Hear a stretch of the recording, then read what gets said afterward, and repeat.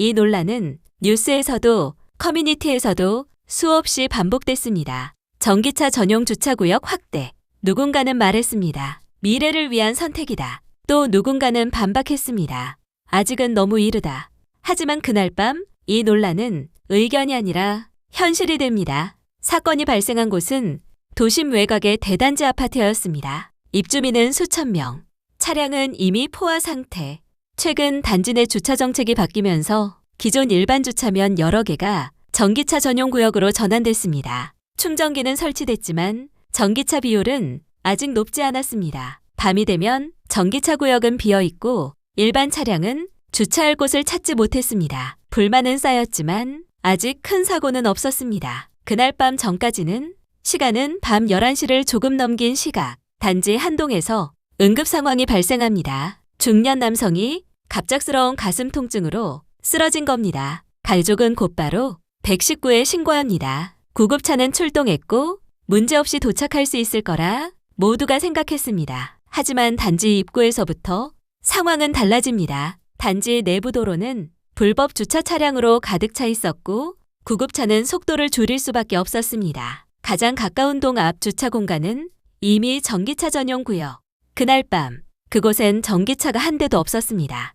비어 있었지만 일반 차량은 주차할 수 없는 공간이었습니다. 구급차는 건물과 떨어진 위치에 멈춰 설 수밖에 없었습니다. 구급대원들은 장비를 들고 뛰기 시작합니다. 하지만 시간은 생각보다 빠르게 흘러갑니다. 엘리베이터 앞, 복도, 현관까지 도착했을 때 남성의 상태는 이미 위중했습니다. 결과는 모두가 예상하던 최악의 상황. 병원으로 이송됐지만 끝내 회복하지 못했습니다. 사건 이후 단지 전체가 침묵에 빠집니다. 처음엔 아무도 주차 정책 이야기를 꺼내지 않았습니다. 하지만 시간이 지나며 주민들 사이에서 말이 나오기 시작합니다. 조금만 더 가까이 됐으면 비어있던 그 공간만 쓸 수 있었어도. 전기차 전용 구역을 둘러싼 논란은 처음으로 사람의 생명과 직접 연결됩니다. 이 사건은 입주자 회의를 거쳐 외부로 알려지게 됩니다. 언론이 보도하자 반응은 엇갈렸습니다. 정책 탓만 할 수는 없다.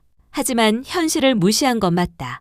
결국 지자체는 해당 단지의 주차 정책을 전면 재검토합니다. 야간 시간대 탄력 운영, 응급차량 접근구역 확보, 전기차 구역 일부 전환. 사건 이후에야 변화가 시작됐습니다. 하지만 한 가지는 되돌릴 수 없었습니다.